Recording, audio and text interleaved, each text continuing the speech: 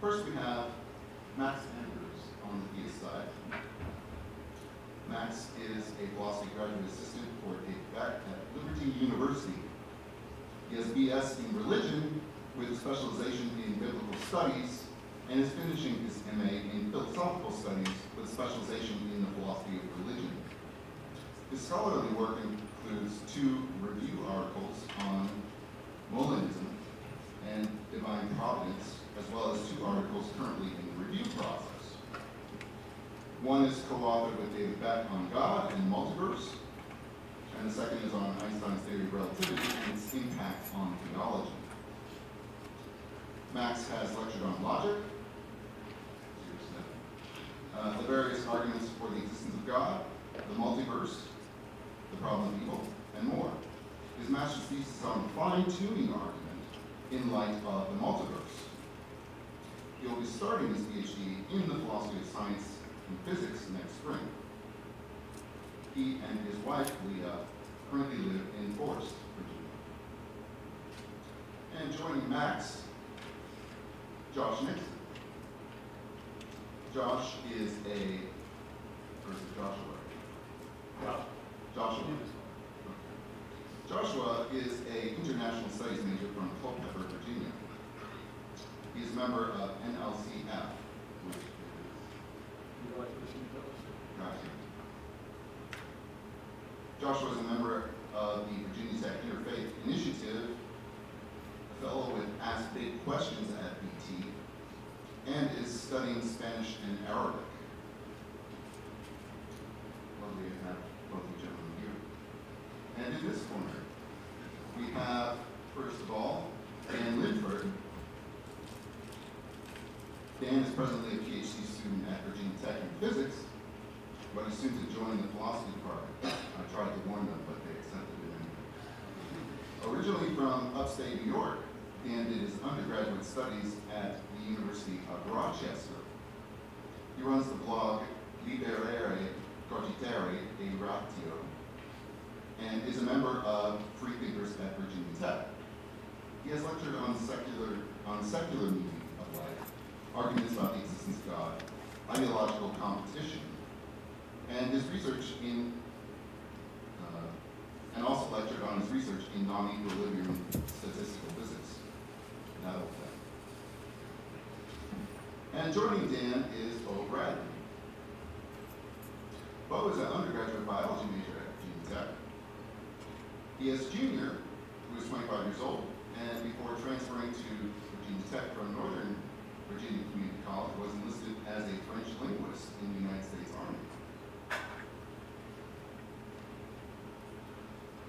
Now, before we begin, how we'll proceed, I guess, is we'll have each member of the panel give about a 20-minute statement, and that will be followed by a question and answer period.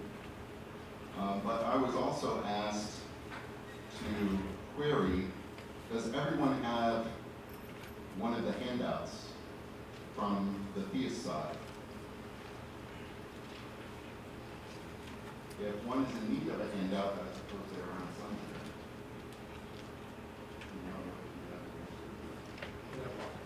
Okay. I guess you need one.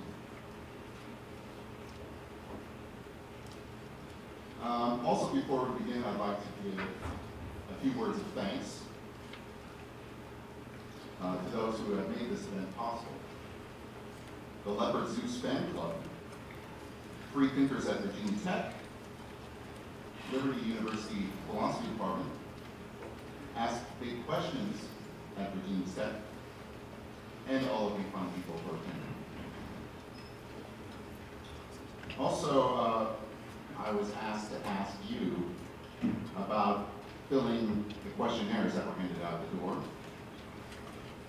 Please do so. I guess that would be very useful to various members of the board.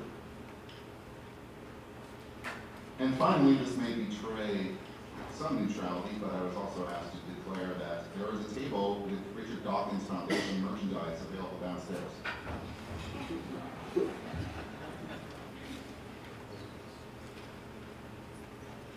Okay.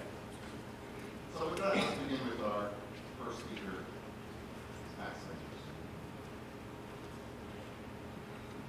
Thank you. Thank you very much for allowing me to participate in a discussion of one of the most important questions one could ever ask. My wife and I have always been impressed with this university. It's just a pleasure to be here. This evening we will be defending the proposition God probably exists. We will present three different arguments for this case.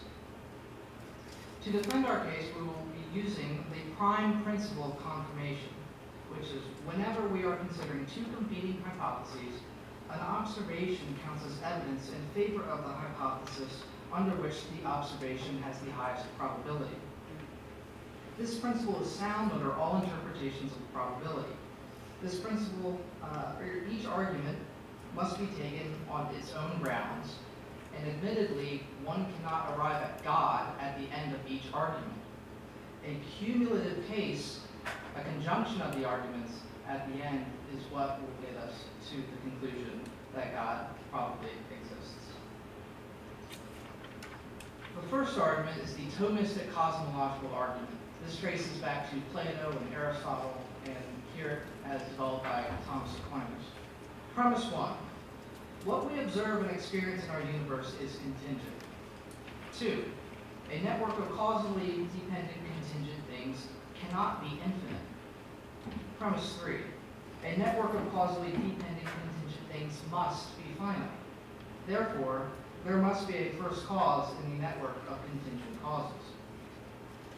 In this context, what I mean by contingent is that if X is contingent, then X owes its existence to something else.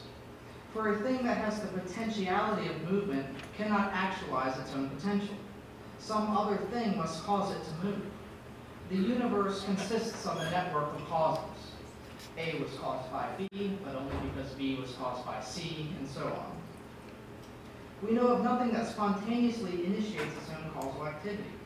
Even supposed quantum indeterminacy requires antecedent conditions or causal state of affairs for the event to occur, such as the governance of the laws of nature.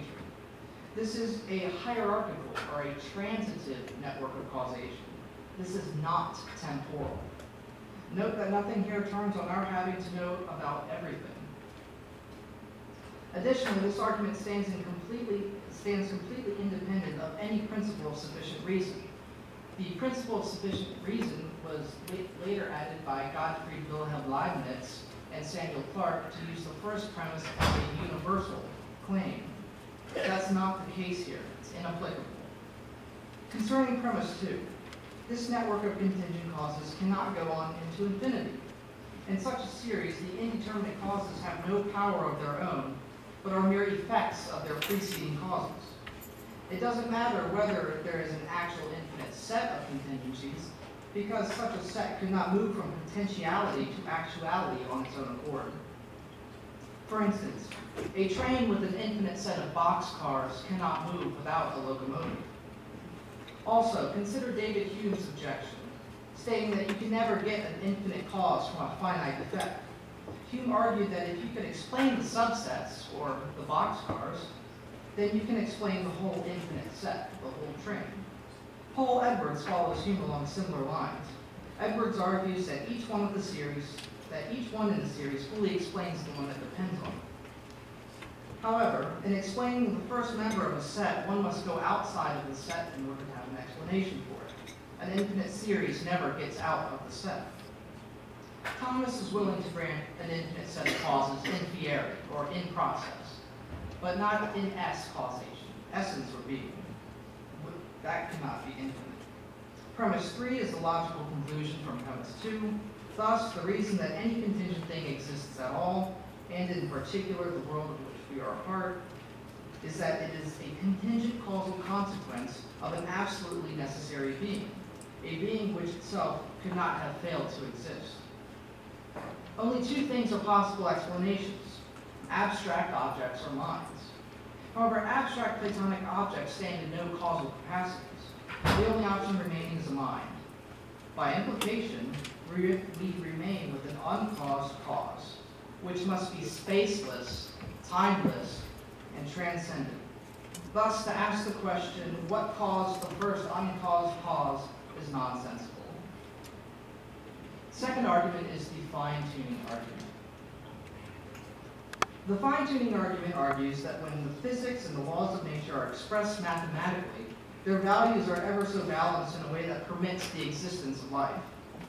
This claim is made on the basis that the existence of vital substances such as carbon, the properties of the objects such as stable, long-lived stars, depend rather sensitively on the values of these physical parameters and the cosmological conditions.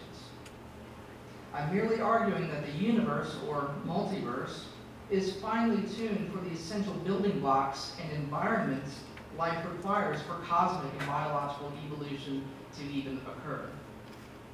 Premise 1. Given the fine-tuning evidence, a life-permitting universe, or multiverse, is very, very epistemically unlikely under the non-existence of a fine-tuner. 2.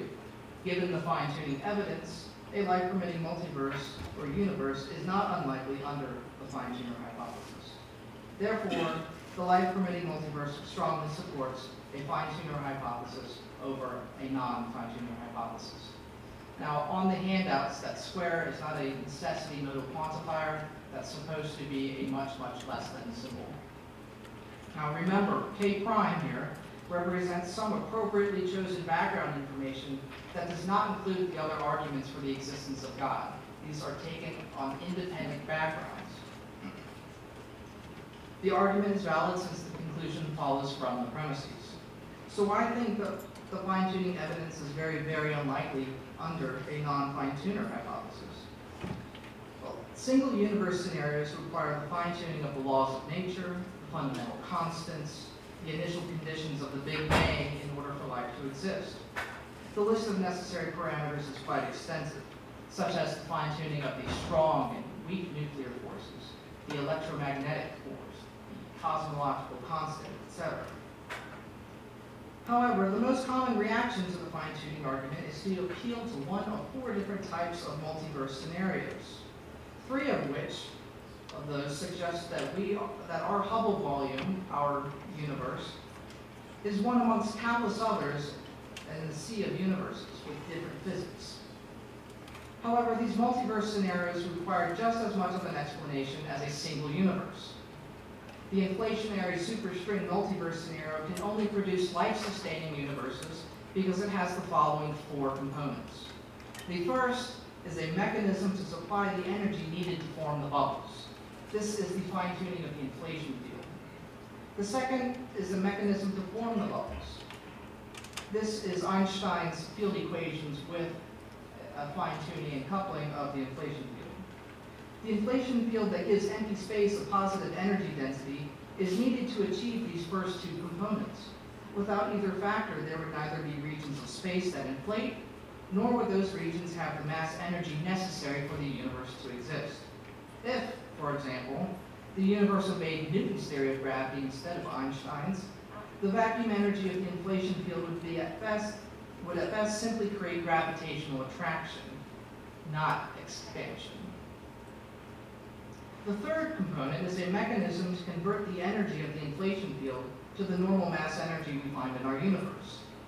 The conversion of the energy of the inflation field to the normal mass energy of our universe is achieved by Einstein's equivalence of mass and energy, the famous E equals mc squared, along with the assumption that there is a coupling between the inflation field and the matter fields. The fourth mechanism is one that allows enough variation in the constants of physics among the universes. After all, one of the predictions of quantum cosmology is random constants. This mechanism would be superstring theory, or M theory. Although some of the laws of physics can vary from universe to universe in M theory, these fundamental laws and principles underlie M theory and therefore cannot be explained as a product of the multiverse selection. Further, since the variation among universes would consist of variation of the masses and types of particles that form the forces between them, complex structures would almost certainly not be atom-like, and stable energy sources would almost certainly require aggregates of matter. Thus, the said fundamental laws seem necessary for there to be life in many of the universes, not merely in any universe with our specific types of particles and forces. In defense of premise 2, the best scientific evidence does suggest fine-tuning. The fine-tuning hypothesis is a religiously neutral position. The question is whether it is more reasonable to infer the existence of a fine-tuning to produce a product that exhibits fine-tuning, or whether this happened by chance. Andre Linde recently published a paper suggesting that there are 10 to the power of 10 to the power of 10 to the power of 7 universes in this multiverse landscape as a product of slow-roll inflation. We know at least one universe that exhibits life that may have been randomly produced, or this could be a product of gnomic necessity. However, there must be a strong case for gnomic necessity. It doesn't seem to be connected with any sense of logical or metaphysical necessity. A case would have to be made. The conclusion follows logically from the premises. This gets us to an extremely intelligent agent.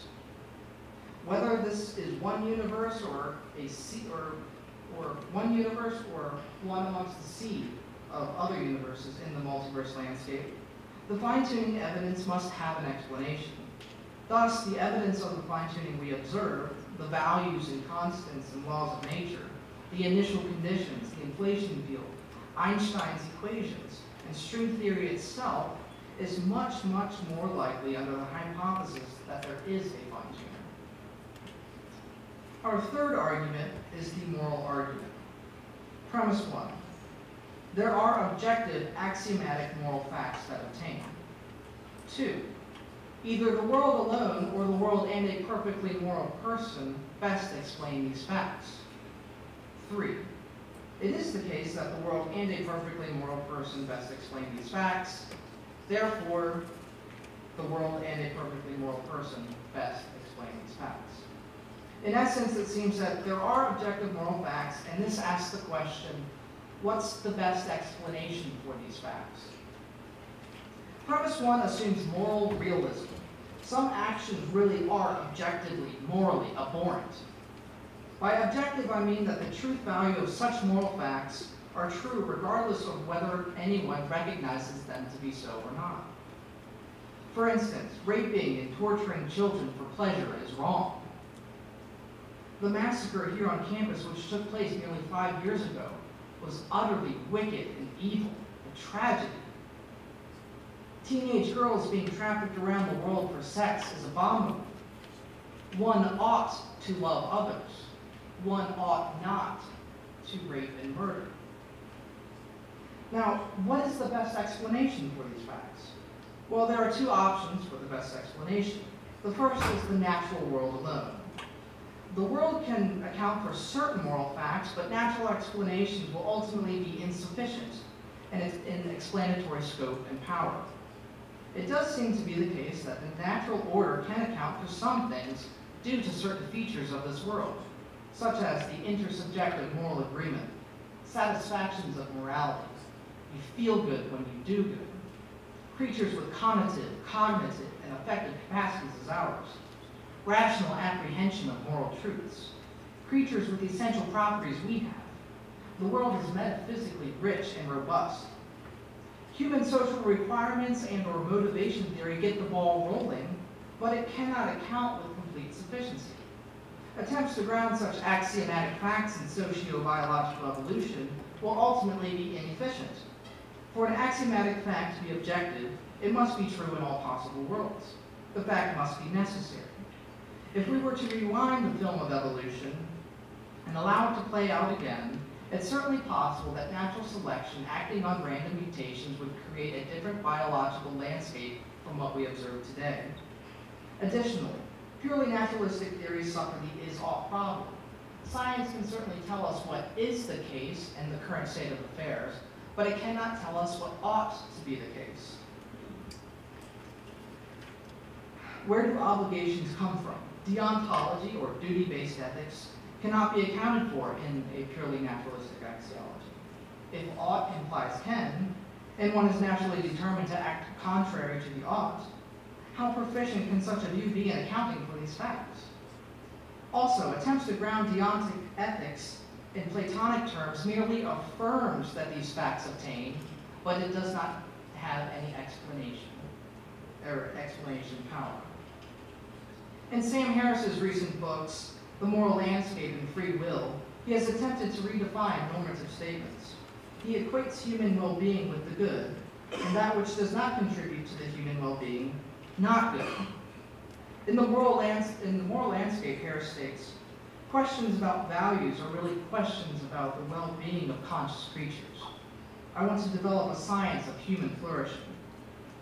The problem here is equating human flourishing with the good. Why is that? Why not the well-being of cats, dogs, or sponges? Such attempts to ground objective axiomatic facts leaves one with speciesism, a bias and special treatment for the Homo sapiens sapiens species, and a suppression of other species. Certainly, science can account for how we come to know certain axiomatic facts, but it cannot account for their grounding. I'm not saying human well-being isn't good, since good categorically encompasses human well-being, but such an account for objective morality does not satisfy the demands of a robust axiology, namely the problem of deontology. Additionally, how could one know what increases the well-being of conscious creatures? This suffers the same problem as utilitarian ethics. Surely it could be the case that something dreadful, awful, and painful could produce something good in the future, especially if this is based on the pains of evolution. The problem is that something bad now may not have a good effect at the present. It may not be viewed as maximizing human well-being, and thus may be considered bad when it would really produce a long-term effect of the betterment of the species. There's no way of knowing. The other option is the world in conjunction with a morally perfect person. This world conjoined with a morally perfect person makes a fuller case and provides the best explanation of the fuller range of moral facts in need of explanation. Such an explanation describes a world that has a texture, depth, and thickness it does, and is able to exist in the first place because it was imbued with the value and meaning it does by this morally perfect person. It must be a person because a person, a mind, is the only thing that can issue imperatives. A combination of persons or social theory doesn't work because persons are equal in imperative actions. Thus, there must be a person that has the authority to issue such deontic imperatives and ground these moral facts. In conclusion, remember from the beginning that we are using an epistemic probability calculus. Each argument must be evaluated on its own grounds with the selected background information, K prime. That is, no other arguments are influencing them. They stand alone. Now, when we use these arguments in a cumulative case, we are left with a spaceless, timeless, transcendent, uncaused, very intelligent, morally perfect person. This is sufficient for theism. Each of these evidences are much, much more likely under the hypothesis that God exists, and very, very unlikely under the hypothesis that God does not exist. Given the total background knowledge K in this cumulative case, ceteris paribus, all things being equal, it is more probable that God exists than not.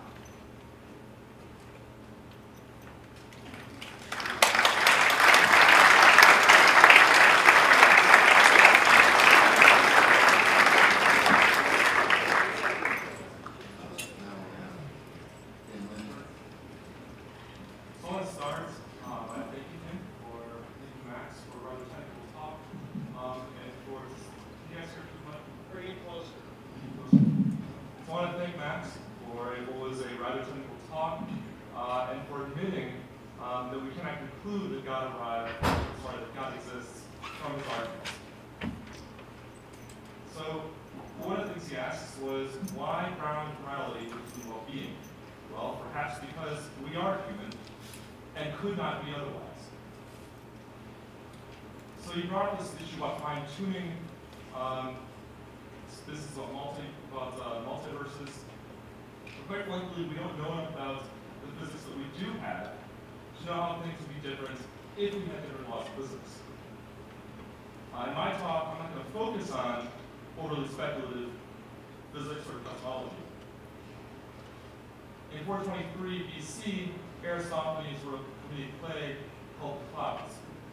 It featured the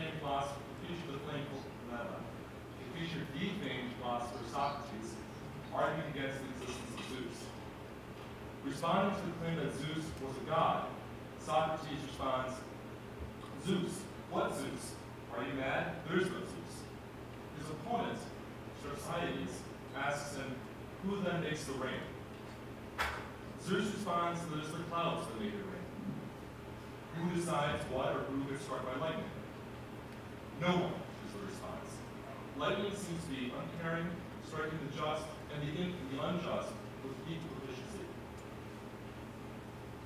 Scientists are able to explain nature without having to invoke the supernatural. It is important to understand this was not always the way that science worked. Rather, it is simply the naturalist has been shown to be the most effective strategy for research after thousands of years of trial and error. It used to be that God figured into scientific explanations. Newton, Copernicus, Kepler, Galileo, they all believed that by exploring the natural order of the cosmos, they were illuminating the mind of God. However, throughout all of this time, throughout the entire development of modern science, God has never been found to be a useful hypothesis. This sort of thought was epitomized in events in the early 19th century, famously reported by Victor Hugo. Mathematician Laplace presented his work to Napoleon, who promptly replied, "How can this be? You made the system of the world, you explain the laws of creation, but in all of your book, you speak not once of the existence of God." Laplace is said to reply, "I had no need of that hypothesis." And so it has been since. But what about the origins of the universe, you might protest? Where did everything come from? Why is there something rather than nothing? There are many independent lines of research my colleagues are currently developing to answer just this question. But whatever scientific theory turns out to be correct, we should not expect it to be a story that semi-literate go-getters constructed in a massively undeveloped part of the world a few thousand years ago. There have been no instances in which any such group of people have been shown to produce knowledge that exceeds the best science that we have today. There is a reason that 90% of the National Academy of Sciences are non-believers in some form or another. It is true that you can find scientists who believe in God, but people are quite capable of carrying contradictory beliefs. No one should conclude from the fact that some Catholic priests are child molesters that abusing children is consistent with Catholic doctrine. Likewise, no one should conclude that science and religion are compatible merely because some scientists are religious. Suppose if I tell you that I can fly. After realizing that I was serious, you'd probably ask for proof. "Show me that you can fly," you'd say. And of course, if I then proceed to flap my arms and take off, you'd be an instant convert. The same is true whenever I assert some extraordinary claim, especially one which is different from things you've seen in the past.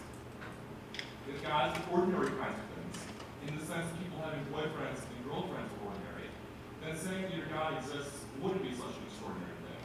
In fact, it would be rather banal. But if your God does exist, it's not that kind of thing at all. It's certainly not obvious to many of us that your God does exist. If it were self-evident or obvious, it wouldn't be the case that Christianity only accounts for a third of the world's population. Or, again, that 90% of the National Academy of Sciences are non-believers. I agree that there are many different kinds of mysteries about this world, including the origins of the universe or morality. But we don't just want any kind of explanation. We want good explanations that further our progress in understanding things about the world. We don't just want another Zeus. We ask for ideas that we can test out and argue for. I'm not going to argue for any particular theory about the origin of morality. I think there are reasons to believe in an objective secular morality.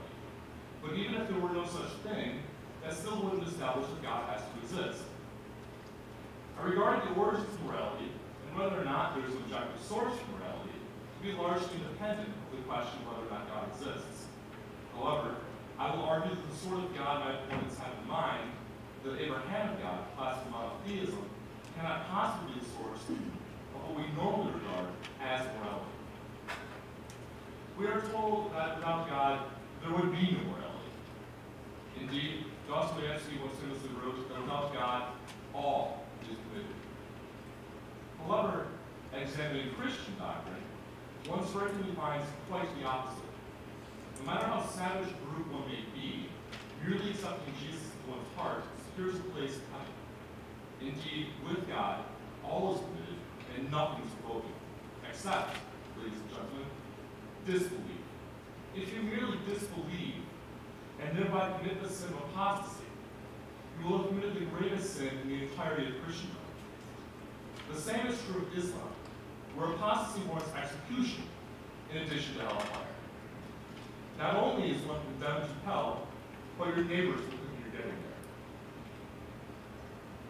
The late Christopher Hitchens often challenged people to come to name for him a good deed that a religious person could do, but that an atheist could not.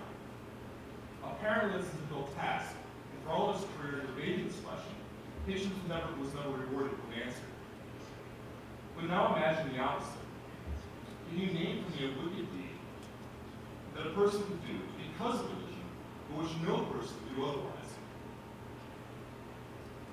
For everyone here, it takes absolutely no time at all to provide an answer. You know right away the kinds of atrocities that are committed because of all manner of religious convictions. Incidentally, it's not religion alone that's at fault here. What is at fault is dogmatic thinking. When you don't freely and openly question whatever it may find to be in doubt, when faith is propped up above reason, that is the moment that opens the terrifying door.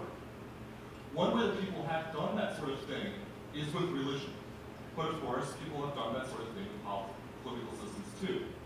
The atrocities of the Nazis, the communists, and various other totalitarian regimes are the product of systems where people are not free to be skeptical.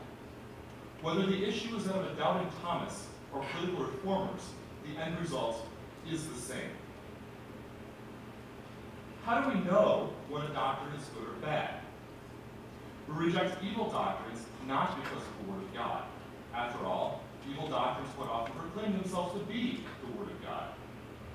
Rather, we reject evil doctrines because we know right from wrong, independently of religion. In Deuteronomy 22:11, God instructs us not to wear mixed fabrics. Yet all of us on this stage are wearing mixed fabrics. In 2 Kings chapter 2, verse 23 through 25, God sends bears to maul 42 children after they merely called a man bald. Is that morality? Why do we not force rapists to compensate the fathers of rape victims for the damaging of broken goods, as God commands in Deuteronomy chapter 22, verses 28 through 29? Why do we let women speak in public or in church or teach our children, as God instructs us not to do in 1 Corinthians chapter 14, verse 34? In Exodus chapter 21, verse 6, we are not only told that we can own slaves, but that should they wish to leave their enslavement, we should send them all through their ear into a door. Is that morality? Some of you might think yes, but this was the Old Testament. Jesus brought a new deal, a new covenant with God.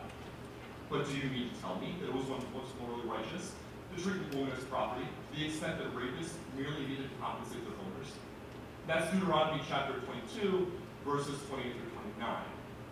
That after compensation was reached, the rapist would marry his victim as if he had broken an item at a store and was thereby forced to purchase it.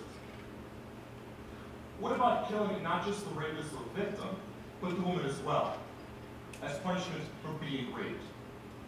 That's Deuteronomy chapter 22, verses 23 to 24. Or that at some point, an unchanging and eternal God could be infatuated with the smell of burnt flesh, but is so no longer. No, we recognize those things as simply immoral. And would you tell me that the God of the past is somehow less moral than the God who exists today, in spite of his timeless nature? Or would you give me the rather banal explanation that this is precisely the kind of mythology that one expects from Bronze and Iron Age peoples, consistent with and comparable to other texts from the same time period? Whatever it is that explains morality, it certainly not God. And more than definitely, not the God my opponents believe in. But what of other gods? The variety of God concepts the world over is so diverse that you can hardly think it useful to use the same word to describe all of them. The Christian God is supposed to be omniscient, omnibenevolent, omnipresent, and omnipotent. But examine the Greek gods. These beings escalate more drama than most soap operas. They are far from morally perfect. They are subject to the meta-divine force of fate, just as mortals are, and they engage in intercourse with humans. The Greek gods are more like heavily flawed immortal superhumans than they are like the Christian conception of God. In Tibetan Buddhism, there is a belief in gods, but those gods are not even immortal. They too are bound to samsara, fated to be reincarnated until reaching nirvana. In fact, before becoming enlightened beings and thereby entering nirvana, they must first be reborn as humans. In that sense, for the Tibetan Buddhists, humans have an advantage over the gods. But this is just an example. Most conceptions of things that have been called gods are so unlike the conception we have in the Western world that I doubt it's really an appropriate use of language to say that any of these beings are any form of God at all. I will therefore assume that I am arguing against what has been called the Abrahamic God. This is the conception of God in Judaism, Christianity, and Islam. Of course, the Abrahamic conception historically began with Judaism, to which I now turn. The Hebrew Bible certainly contains a narrative account of the origins of Abrahamic monotheism.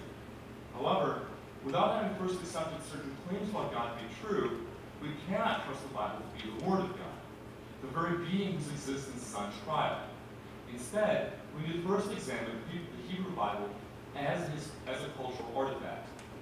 In so doing, we need to examine that text in light of the relevant archaeological data, our independent understanding of ancient languages, and anthropological data developing human ideas, ancient and modern. All of this needs to be taken jointly with our knowledge of other ancient texts, which were likely produced in a similar cultural context. Of course, this is much too ambitious to do in the remaining time. Luckily, academics have done this examination and were led to several intriguing conclusions. I will proceed in summarizing these. The Hebrew Bible was produced in the 1st and 2nd millennium BC, was largely written in Hebrew, and contains myriad styles of writing. These myriad styles are most likely to the fact the single authorship was largely unheard of in early 1st millennium Israel. The Hebrew Bible is best seen as an amalgamation of various cultural works over a period of about 1,500 years. There is a diversity of ideas present, even different considerations about the afterlife. As an example, the primary author of Ecclesiastes seems to be largely agnostic to what happens after death. Indeed, the sort of whimsical musings about life in Ecclesiastes seem to have more in common with present-day social humanists than with my opponents. The Hebrew Bible is composed as a sort of patchwork, and if you know enough about the relevant linguistics and cultural context, this becomes overwhelmingly obvious. In fact, it's one of the most parsimonious ways of clarifying the large number of contradictions and the use of multiple dialects of Hebrew, sometimes in the same sections. Archaeological data reveals that the Exodus story, where Moses led the Jews out of Egypt, is most likely mythological. There is no evidence of Jewish slaves ever having been in Egypt, despite exhaustive records by both the Egyptians and their enemies. Even if the Egyptians were too proud a people to record the escape of so many slaves, their enemies surely would have kept such records. Nor is there evidence of the Jews having been in a desert for 40 years. Finally, in what we now call Israel, we simply see a smooth transition from the Canaanites into the Israelites. Religiously, one sees a transition from Canaanite polytheism through a period of monotheism, and finally into monotheism. In fact, examined in its original Hebrew, the Bible contains numerous references to polytheism. Often, these are polemics against the practice of polytheism, but instead of seeing this as a condemnation of their neighbors, archaeologists have realized that this is a polemic against the cultural practice within the context of early Judaism. That early Judaism formed out of the merging of many Canaanite deities into one, and subsequent fracturing with the old ways. This explains the emphasis on such matters in the Ten Commandments and in other parts of Jewish law. And this is where we see the real emergence of Israelite monotheism. In the cultural evolution of the Canaanites, the clues to this evolution remain in the Hebrew Bible and in translation through to the Christian Bible. On these grounds, scholars have largely concluded that this conception of God is most likely a cultural construct, no different from the gods of the Canaanites from which Yahweh emerged.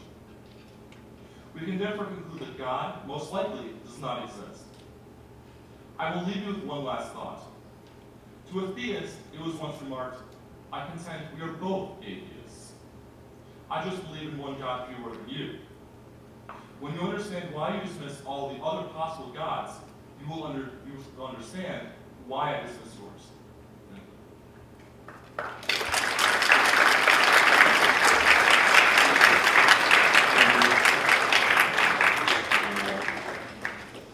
Great, and now we'll have Joshua. Hello, everyone. I just want to say that it is a great pleasure to be here tonight. I'm very excited. I've been looking forward to it, and I'm very pleased with the turnout.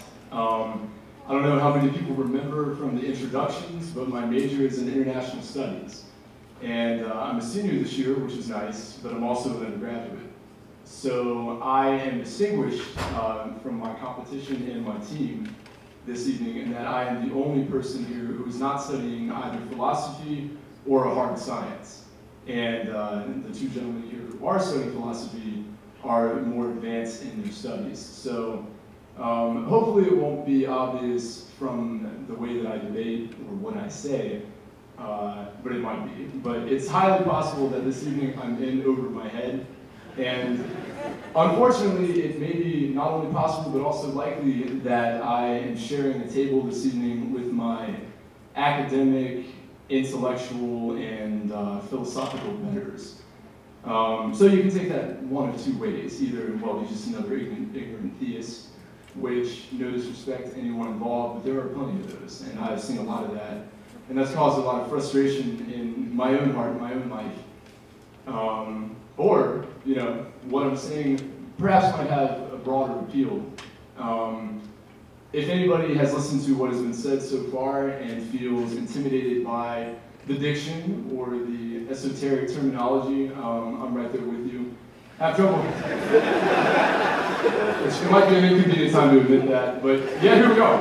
So, for me, I'm delighted to be here this evening, and I'll get right to it.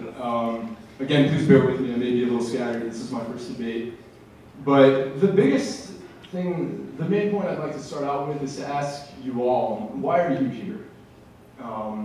Maybe you're here to support me or Max or the gentleman from Free Thinkers. Maybe you want to see some ignorant theists get beat up on as easy game, which might happen. And if it does, then maybe we deserve it. So, whatever. Okay. Intellectually then. For me, I'm here, and this question struck my interest because I have spent a lot of my life trying to figure it out. Is there a God? Well, why does it matter? For me, it's always been apparent that, you know, we're all born. No one asked to be born. No one really knows where you came from. If you were born in Pakistan or Malaysia or in Virginia like I was, I mean, we didn't have any control of that. Like, we're here. We're here as people. If there is a material, non-supernatural cause for that, that has implications and it has effects on individuals as people. What's your worldview going to be? What will your politics be? What are your views on all sorts of social issues? How are you going to live? We'll speak frankly this evening. I am turning 24 on Sunday. I'm reasonably good looking. I'm reasonably charismatic. I might not have the best social skills, but you know, whatever. I'm a virgin. I'm not especially thrilled about that. Like, it's worth it to me, but you know, I mean, my religion has cost me some things, and which is all fine and all worthwhile in the event that I'm right about that. But I was raised as a Christian. Perhaps a fair number of people in the audience were. But I would submit to you, and I hope you've already considered this, that's not a good reason to be a Christian. Christianity, like all religions, like all worldviews, like all perspectives, is an amalgamation, a conglomeration of different viewpoints, different ideas. It's a catch-all term of sorts. There is a widespread room for differences of theology, differences of belief, and they all matter. I mean, I've wrestled with all those questions that my opponent brought up, and wisely. What's offended me a lot of the time is people who have been in church with me as I've grown up, and they're not angry about the fact that, I don't remember, Dan, do you remember offhand, was it the prophet Nathan, or the man that was bald, and the children got mauled for it? It was Elijah, but I think somebody's in the year asking me a Bible question. Yeah. Case in point, case in point. I remember reading that story, and yeah, God had called Elisha to be a prophet and to speak for him and to replace Elijah as his successor. And so one day these children, while Elisha is traveling, see him and they start making fun of him because he's bald. And then God sends a bear out to maul him, and to maul the children, and they died. And like innocent children, what's the morality in that? I mean, there are so many. I don't know how the Quran is. I've read part of that, not that much. But as far as the Jewish texts, Christians share a lot of those texts as well. So the book of Leviticus, the book of Deuteronomy, the prophets Isaiah, Jeremiah, Ezekiel, those are all my holy texts as well. And there's so much that I don't understand. And there's so much that doesn't make sense. And there's so much that, to me, does not seem logical about any of that. And I've had a lot of anger about that. And it's upset me, just the intellectual sloth that I've seen in my peers, who are good people. You know, they're moral people, they're loving people, they've been good to me, they've been my best friends, they've been my family for, you know, the short life that I've had so far. But where do you get off thinking that just because you grow up believing something, it's okay to think that? That's what wars are fought over. That's why there's been genocide and all sorts of abuses from one man or one woman or one person to another. And no one's advocating that. And I hate that. And I hate the conflict that comes from that. And you should too. And I feel like if you are a Christian, which this is not about Christianity tonight, it's about theism versus atheism. But if you are a Christian, or if you are Muslim, or if you are somebody who believes in a higher power, I think you owe it to yourself and to everyone else. And you owe it to the skeptics and the critics to consider and work out for yourself, why would a good God allow that? You know, why would this happen? How is this God's will? If God is real, why don't we simply see God? Why doesn't he simply appear and show himself to each of us individually? And that is a fantastic question, and that I've never had an answer for. You skipped from science to theology, you know, to metaphysics when you asked that question, but it's no less of a valid question for that. So before I digress too far, I'll return to some of these points, but I'd like to point out, my partner Max made some great points that I don't know if anyone else had trouble following. The concepts are simple. The terminology can be difficult, but the concepts are really very simple. And my opponents tonight, so far, when they presented, really didn't answer any of that. What they did do, they did not address the moral argument, not in any great depth. They made a couple of assertions which they did not back up. They did not address the cosmological argument. What they did do was fall into a trap and shame. Based on what I've said already, I hope you see that I understand it's easy to fall into this trap. But what he's done is compare theology from different religions, theology from different Christians, one to another. And even a book like the Bible, I mean, I have spent a lot of time reading the Bible. I've read the whole Bible. There's a lot that, you know, you forget or a lot you don't understand. But it makes me angry. There's so much trying to understand it that, you know, I mean, there's a lot of good questions that come up, but there are a few ways, even within the scriptures, even if you were going to assume all of this is true and inerrant, and this is God's word, period, and this is all of God's word. Some questions can't be answered just by piecing together different verses. Hence, throughout history, throughout the millennia, all the variance in opinion, hence the conflict. So that's natural, and I understand that. But neither is that the question tonight. If Allah says that someone who steals should have one hand cut off, one foot cut off, you know, that's not the question tonight. The question is there a God? It is entirely possible that Max and I sit here this evening and we contend with the fact there is a God, but yet we have no accurate understanding of who or what he, she, they are. What is God? You know, maybe the Quran is right. If you're here and you're a Christian, have you considered that possibility seriously? For me, this is a relevant question because rather than being a virgin and spending time in church and praying. If there's no God, I would be a lot happier living differently. And moreover, and humor aside, if I've grown up believing the wrong thing about God, there are some Muslim friends here tonight, and if I misspeak anything, hopefully they can correct me. But as I understand it, the Quran is clear that anyone who joins partners with Allah will be companions of the hellfire. And I believe that's like Surah 5, I'm really not sure. But I promise it's in there, you can find it. And what the Quran means when it says join partners with Allah is if you say someone other than Allah, which means God, the one God in Arabic, you worship that person and esteem them along with God. Me as a Christian, I do that. I say there is God the Father in heaven. Jesus Christ was a literal man. He was a Jew. He lived and he died and he did rise again. And he is God himself as well. And I know that's complicated, but we're not here to discuss theology. But I mention all of this just to say that if I am wrong about my beliefs, or if any of us here are, I mean, it depends on which side you're on, who's absolutely right in the end, you could be in danger of eternal punishment. You could be in danger of hell. And are you really willing to risk that possibility to save or preserve your complacency? If you've grown up being taught something, whether you've been taught Islam, whether you've been taught Christianity, whether you're an atheist, what if there is a God and you're on the wrong side?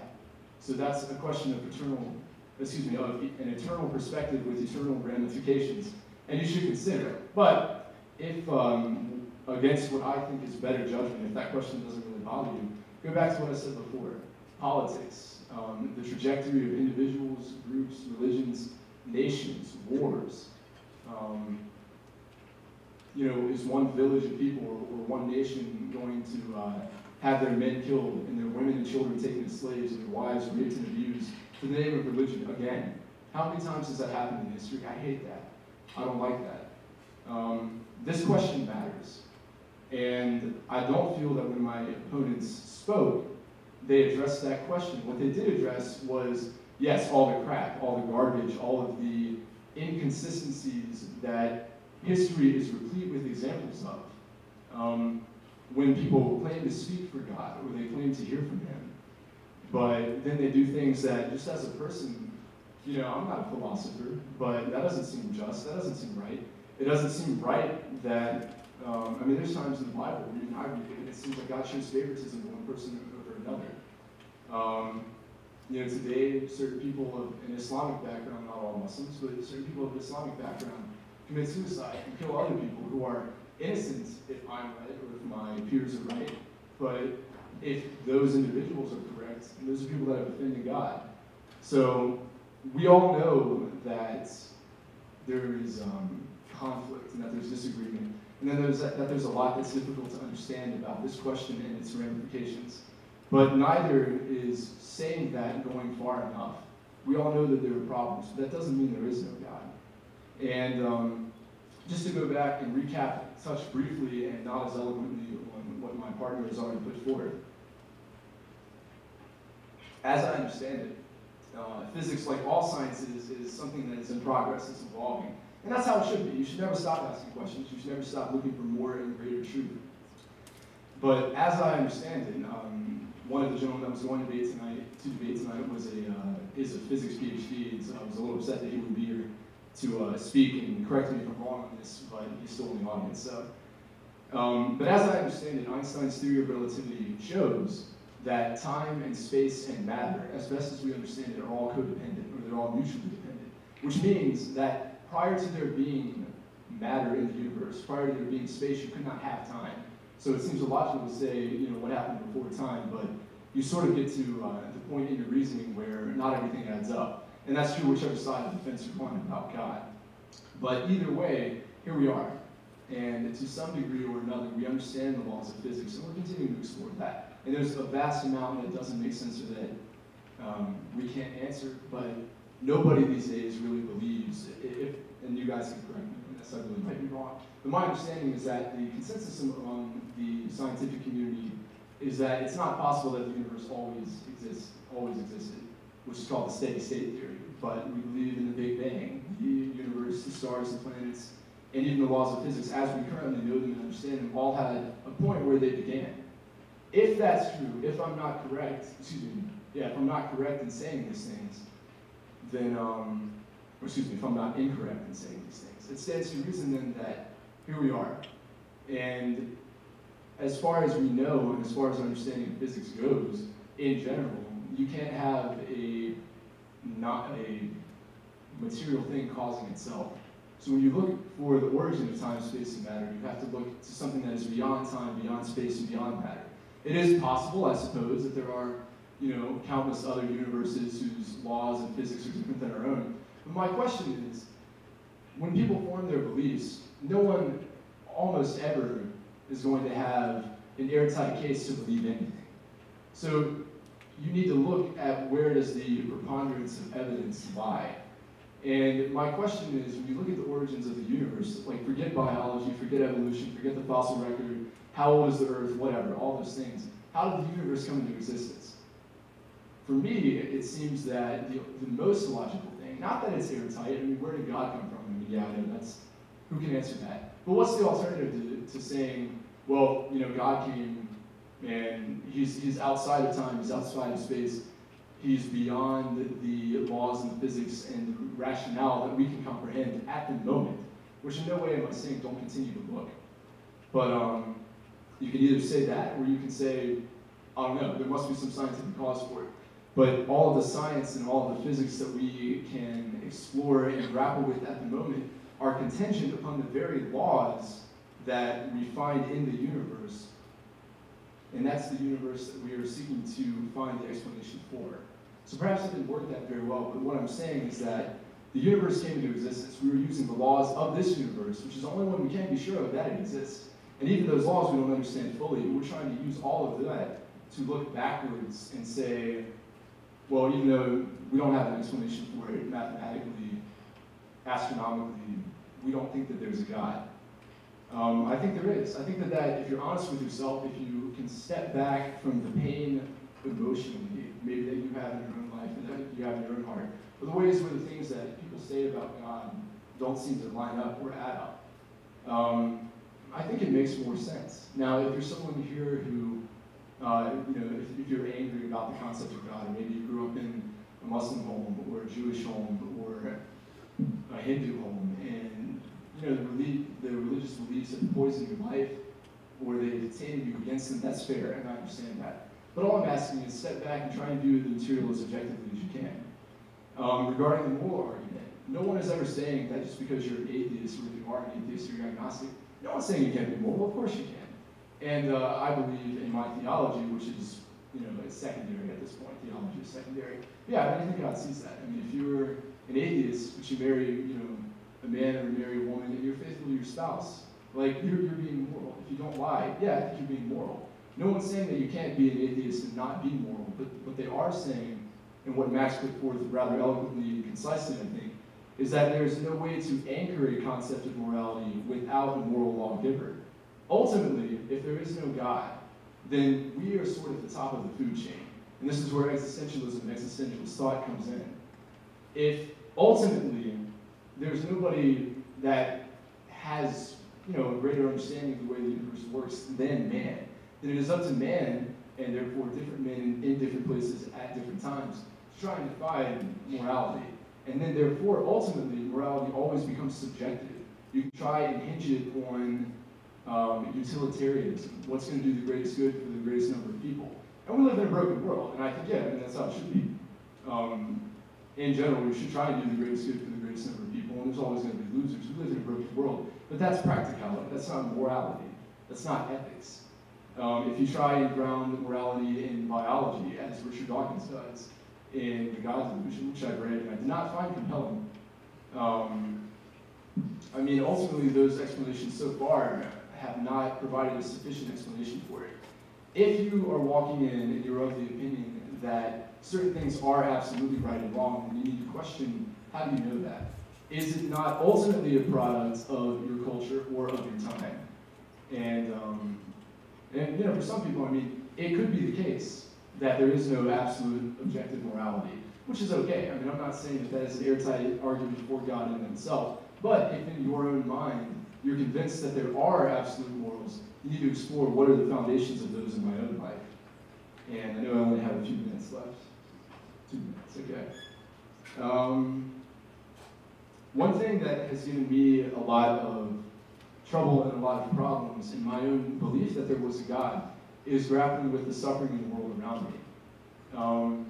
The only thing that I can say is that if you look at the Bible, the very stories in the Bible that caused me to be offended and that I don't understand, it seems like God was unfair, or it seems like, that doesn't make sense, why would he do that? Like, that was, inconsistent. The very same book that says that also says that God's ways are above our ways, and that he is just. And maybe that's sufficient for you, maybe not. I think if you are a Christian, perhaps it could be. If you're not a Christian, then let me say this. If there is a God, or if there's no God, the world's a broken place, the strong rule the weak, the people that can do, and whatever they want to do, they do. And if other people get trampled along the way, well, that's how it happens. And we as a society, we as a people, should strive to diminish that, because no one thinks that's a good thing. But if there is a God, the question arises, well, why would a good God allow us suffering? Why would a good God, permit this? And that's what theologians have wrestled with for centuries and millennia. And I would say probably since as long as there's been man. My response briefly is this. If there is a God that is powerful enough to create the universe and to create you, and smart enough to tune the universe the way Max has spoken very briefly about, and there's a lot more data you can explore that will astound you at the complexity that makes the simplest things happen, whether it's chemistry or biology, physics, whatever. But if there's a God that's wise and powerful enough to do that, it only makes sense that despite the suffering we see in the world, despite the hurt, God must be good. Because if he hated you, if there were a moral law, if there was any preference that he had about humanity and the way we think and act and live, he would crush you, he would destroy you, you would cease to exist, or existence would become something more akin to the Islamic or Christian concept of hell. That's what existence would be like. So if you woke up this morning and you have friends and you're alive, maybe you have health problems, like I do, but they're still good. The only thing that, I'll come back to this. The only thing that makes good is that if God really hated you, if God was anything other than good, then you wouldn't exist, or he would crush you and destroy you. Like, there would be no joy or pleasure in life. So all I'm saying is that the problem of suffering in the world is a problem, but it doesn't disprove the fact that there's a God, even that there's a good God.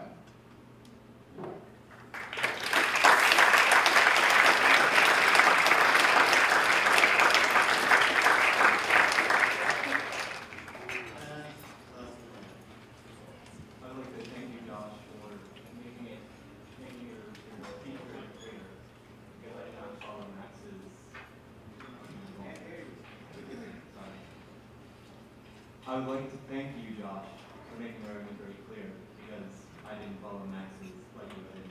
That was way from my part. I think the physicists, the mathematicians, and the chemists in the room might have a problem with lumping biology into the which part of science. Really? Oh, yeah. There's a definite minority. Regarding the moral argument, I want to pose a question. Are God's commands the source of morality? And if so, doesn't that then make them arbitrary? And if God's commands aren't the source, if he's merely drawing upon some other moral source, then the argument of morality doesn't even follow.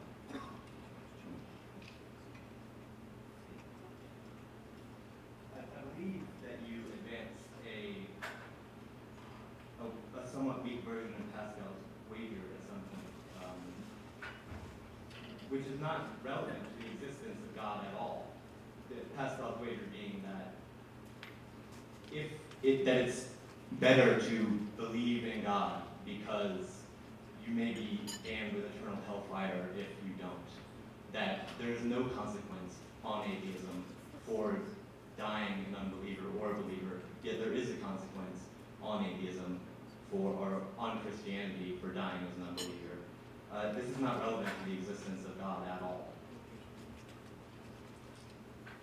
So let me get into the meat of my presentation. On December 26, 2004, an earthquake in the Indian Ocean caused a tsunami that struck Southeast Asia. The waves reached towering heights of 98 feet and killed over 220,000 men, women, and children. Over 300,000 were killed in 2010 by the earthquake that left the country of Haiti a pile of rubble. 1 million were left without a home. In the United States, Hurricane Katrina killed over 1,800 people in 2006, flooding the streets with fetid, disgusting water, and leaving the city of New Orleans in a state of destruction from which it has yet to fully recover. Disasters of this magnitude strike randomly and often without warning, and the human misery caused by these events seems to be difficult to comprehend. There is no safety in either wealth or religiosity. As Time magazine asked in reference to Katrina, how then did we get here? How did the richest country on earth end up watching children cry for food in putrid encampments on the evening news? A similar question could be asked regarding the level of religious belief in America. Why would a country with such religious fervor be punished so severely by a just, caring God? These terrible events present a problem for an omnipotent, omniscient, and morally perfect being. A version of this problem, the problem of suffering or the problem of evil, was presented by the philosopher William L. Rowe as follows. 1. There exist instances of intense suffering which an omnipotent, omniscient being could have prevented without thereby losing some greater good or committing some evil equally bad or worse. 2. An omniscient, wholly good being would prevent the occurrence of any intense suffering it could, unless it could not do so without committing some evil equally bad or worse or losing some greater good. 3. Therefore, there does not exist an omnipotent, omniscient, wholly good being. It's not just singular events with disastrous effects that pose a problem for such a being. The very nature of humanity's origins as a species, the origins of every species to be more precise, is based on the environmental pressures that our ancestors faced. Everyone living today has a long line of ancestors back to the very first cell who have survived long enough to reproduce successfully. With every successful act of reproduction, random mutations may lead to traits that affect the fitness or ability to survive and reproduce of an organism. That there is a distinct species, Homo sapiens, is owed to the process of evolution by natural selection over billions of years. Almost no biologist doubt the veracity of evolution or the importance that natural selection plays in speciation. This alone tells us nothing about the truth of the proposition, but thankfully the evidence for natural selection is overwhelming. Since the development and widespread use of antibiotics, hospitals have seen increasing instances of resistant strains of pathogenic microbes. MRSA is a bacterial pathogen that is common in hospital settings where antibiotic use is most prevalent. HIV treatments show reduced efficacy after resistance builds up from the culling of those virions without the requisite genetic sequences that protect them from the drug treatment. White fur in animals is exceedingly rare in habitats full of greenery, where it provides poor camouflage from predators and prey, and more common in habitats of ice and snow, where such an adaptation is advantageous. The list goes on and on and on. It is easy for us to forget that we live in relative safety from the day-to-day operations of nature. Not many of us worry that a leopard might be lurking outside of our apartments, waiting to sever our spinal columns, carry our carcasses up a tree, and eat the flesh from our bones. This is a fact of the world we live in, however. It is a worry that was present for Homo sapiens on the order of only tens of thousands of years ago. Predators kill and eat prey. Organisms compete for scarce resources. There are winners and there are losers. There are a lot of losers, in fact. If it were otherwise, in many organisms, the vast majority of individuals will not survive long enough to reproduce. If it were otherwise, the world would be overrun with frogs. Those who don't have the biological tools to compete will die, often with intense pain and suffering. What does this tell us about whether God exists? Couldn't God be the architect of evolution? This process, whereby those organisms with adaptations survive and reproduce, and those without those adaptations die, poses an even deeper problem for an omnipotent, omniscient, and morally perfect being than a random disaster does. It seems that suffering is now not only a random occurrence, but is a natural feature in the structure of our origins, and the origins of all life around us. My argument from suffering can be stated as follows. 1. Gratuitous suffering and death is a feature of evolution by natural selection. 2. Evolution by natural selection is a process that exists. 3. If there is an omniscient, omnipotent, and morally perfect being who designed the universe, it would not do so in a manner that has a mechanism which features gratuitous suffering and death. For, therefore, an omnipotent, omniscient, and morally perfect being who designed the universe does not exist.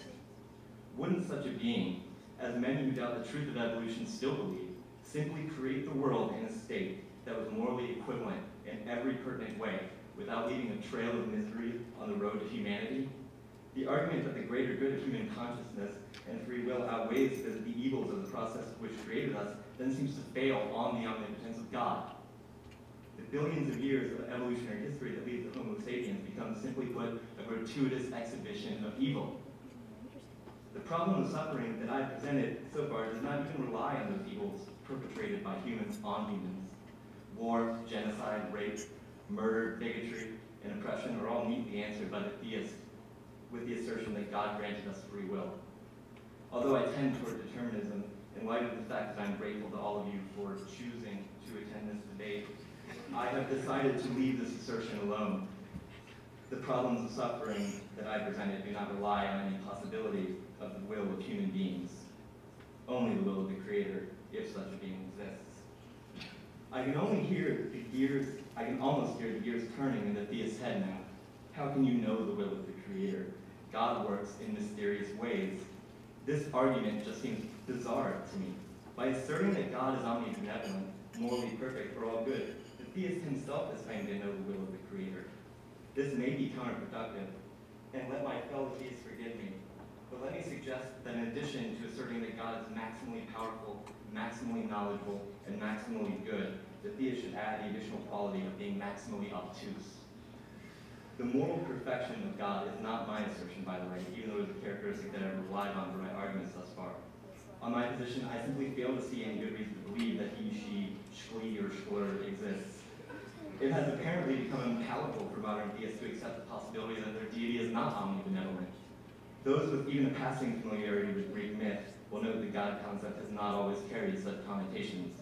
The Olympic pantheon had more in common with characters from Gossip Girl than anything to do with Yahweh. If you will forgive me, I will take a slight tangent, but I promise that I will bring it back fairly quickly. I should say now that I presented the materialistic view as being one that is wholly negative. In my ambition to argue against the existence of God, I have made the case that the universe is an awful place full of misery and suffering on a scale that is incomprehensible, and that the natural world does not care one iota of what affects humanity. These are truths it seems that we must accept if we take the atheistic position. I am quoting now from Max's blog. If there is no God to provide meaning, value, and purpose, the only consistent option for humanity is suicide. Any becoming of life-affirming or life-denying acts are illusory. Absolutely nothing can be positive or negative act for the individual, since there is nothing to determine a differentiation. One is forced to face Nietzsche's abyss and face the reality that no rope can scale the depths of nothingness.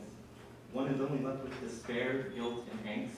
If one can determine that despair, guilt, and angst are not preferred, then his only option is to eliminate such emotions and thought. If there is no God, the only remedy for absurdism is to participate in Nietzsche's abyss of nothingness, suicide. There's just more to it, though. There's a reason we sometimes forget the indifference we see in the world around us. It is with each other that we can make the world a better place. We care about each other. There's happiness, there's connection, not in a spiritual sense, but with one another. A joke among friends, a kiss, art, music, a good story, sex. All of these are just as joyous and inspirational on atheism. These are just a few of many reasons that we could call upon to find inspiration not to kill ourselves. We should believe that either we accept the existence of God or commit suicide. That there are two atheists debating on the stage to be evidence that the illusory, even if we accept it as such, can be enough to continue existing. It is a separation from the cold, callous natural world that allows us to experience the things that make life worth living. Probably no one has ever composed a symphony while running from a bear. It is by understanding the natural world that we can separate ourselves from its negative characters. As it was to Newton, who called upon God to explain his inability to model the motion of our planets around the sun, a model later supplied by Laplace, whom Beau had already stated, had no such need for such a hypothesis. Believing God is an impediment to such understanding. Theism leaves us with no direction in our search. When you hear that the beginning of the universe must be caused by God, because we can't comprehend the infinite regress, this shouldn't just give you pause, it should make you angry. It wasn't believing God that got us to the point where we even had any evidence that the universe did have a beginning. It wasn't believing God that modeled the motion of the planets. It wasn't believing God that gave us effective medicine. It was the collective scientific work of the ingenious and intrepid men and women who supplied hypotheses that did not require the supernatural. God has always existed within the gaps of human knowledge, within those murky areas where evidence has yet to either be collected or explained. Hypotheses relying on God have never led us to any deeper understanding of the world around us. It is almost the functional equivalent of saying, I don't know, except that saying, I don't know, allows those among us who have the capabilities to tackle such problems, unnatural explanations, a reason for doing so. Until such a time that the God hypothesis provides the best explanation for some evidence, such that further inquiries based on that hypothesis lead to even better understanding of some phenomenon, the utter impotence that God provides us with regarding our quest for understanding of the world should be taken as further evidence that probably God does not exist. Thank you.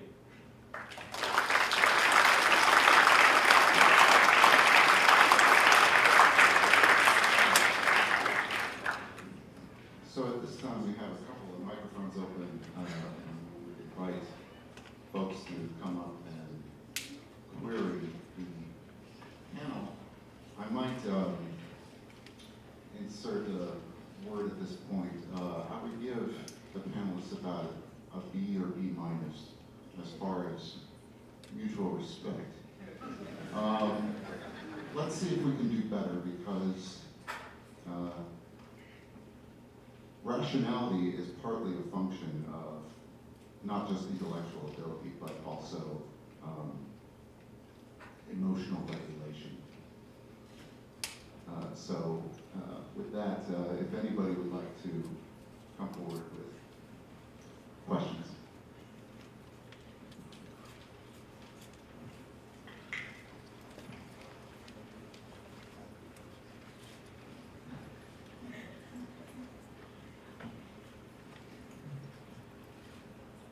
Can I just go ahead and speak?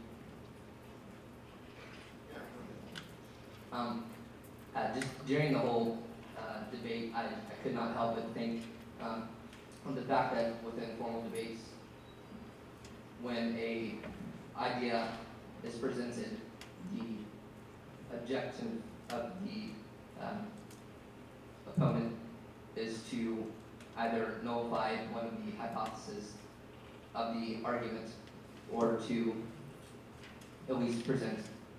Actually, no, that's the whole purpose.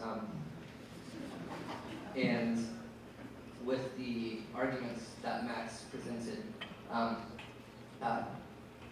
there was no nullification of what he gave. His arguments that God probably exists. And he did so by saying that, there's a network of causally dependent contingent things, and so there must, be a first cause and network of contingent causes. But you gave no first cause or any reason for why there should not be a first cause. Also, given the fine-tuning argument and the conclusion there presented, therefore, the electromagnetic universe or multiverse strongly supports fine-tuner over non-fine-tuner. You gave no reasons as to why there should not be a fine-tuner. The argument was not that God is that fine-tuner necessarily, but just there must be a fine-tuner, which it does happen to be that he believes it is God, and that God probably exists, but that was not the argument. Also, I couldn't help but notice, and just wanted to throw the idea out, on your laptop, you have a sticker that says coexist. Your sticker suggests that all things coexist. If this is the case, this is something that I've struggled with, personally being a Christian.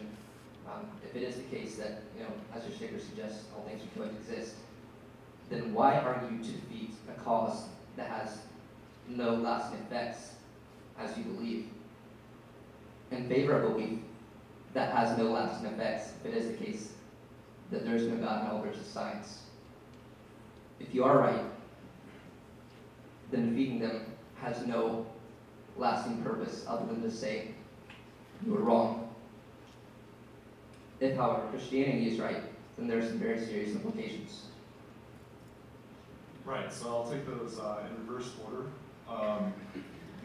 So the last thing you noted there was apparently beliefs don't have consequences other than apparently that if I'm right, then I beat my opponent's debate. What that would mean is I would even swore really. But if I were to convince people, for example, that I was right, then on your view, there would be no real consequence other than I could dance up and down or something. And that if my opponents are right, or that if Christianity is true, then there are dire consequences. Well, so that's Pascal's wager, which we've argued before.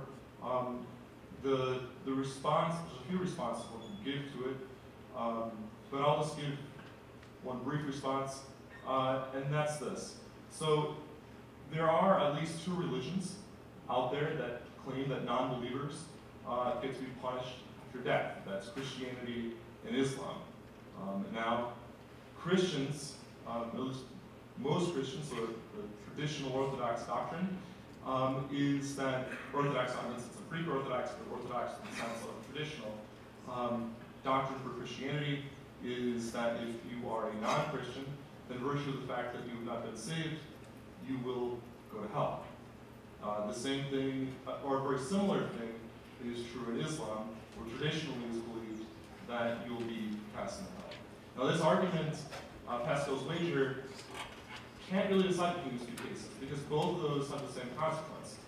In fact, we can do even worse. We can imagine that there is a deity, who perhaps we can name Fred, who will actually punish us for believing things for which there is either no evidence or improper kinds of evidence, things like that. Not only should you not believe in Fred, if that's the case, but because of the potential consequences of believing in other kinds of gods for which there is the same kind of evidence under certain kinds of views, then he would punish you as well.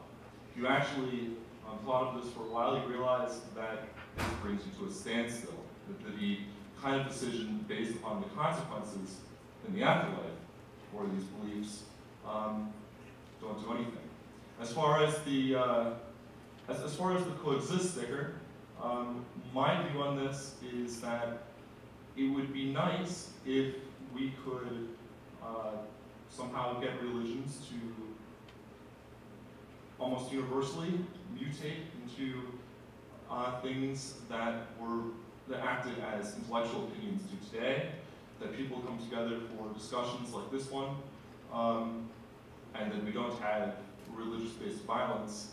This also includes the rejection of doctrines that involve forcing people to hate, which is one of the reasons precisely why beliefs are important to question, because beliefs have consequences.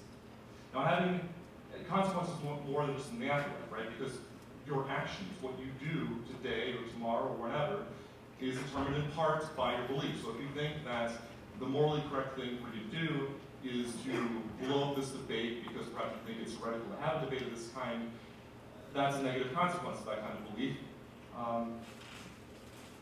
To argue against, to give you a response, since you wanted me to talk about Max's arguments, I'm going to give you two responses to those, and then we're going to take the next question.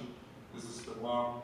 As far as the fine-tuning argument, well, we don't know very much about the laws of physics as they are, nor do we know what it would be like if they were different.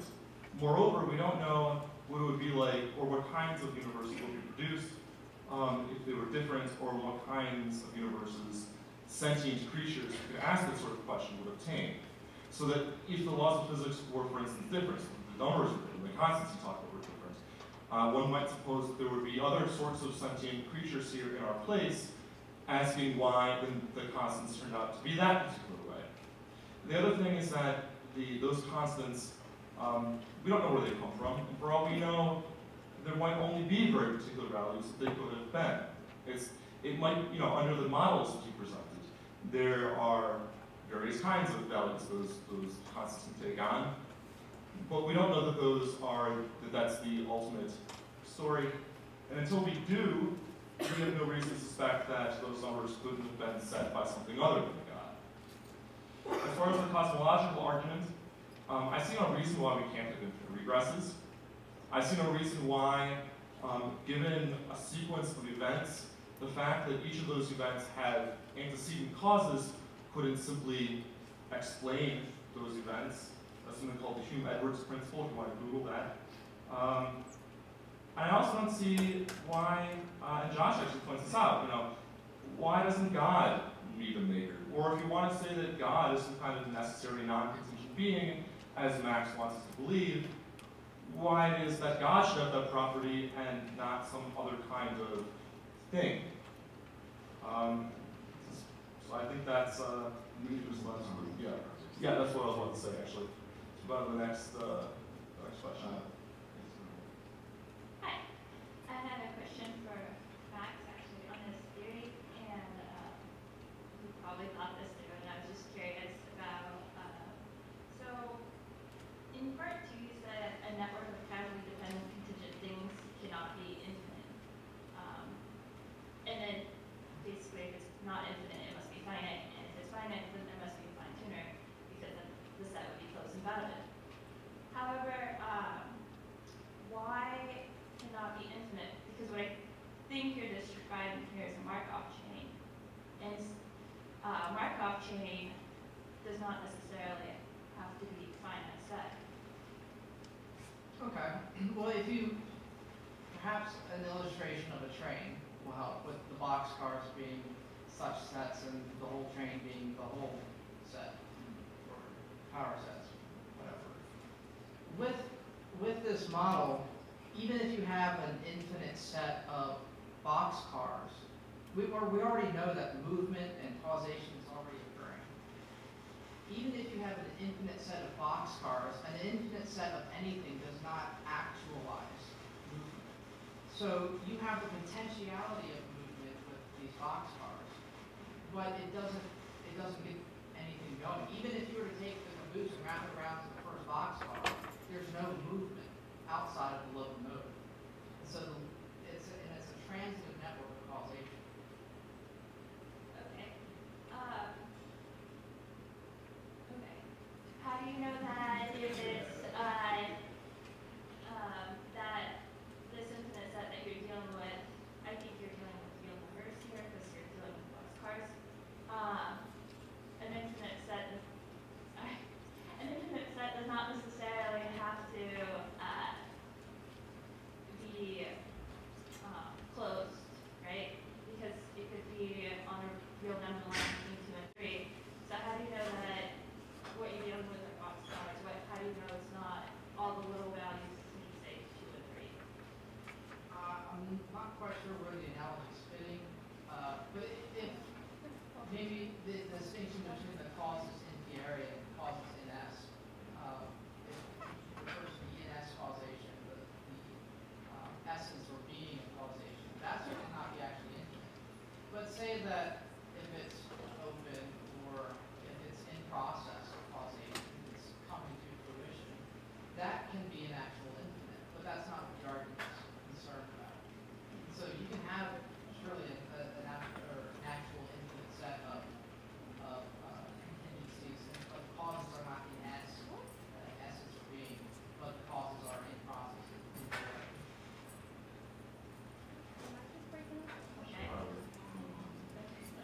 So I encourage all of you to bug these people out.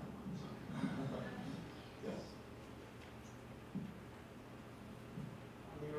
On your handout sheet, you got 3 basic arguments. I think you're debating which one will be best. On the fine-tuning argument, there's an argument that I read once from Anthony Flew in his 1950 book, God and Philosophy. He argued that there's only one universe that we observe. You really cannot say anything about probability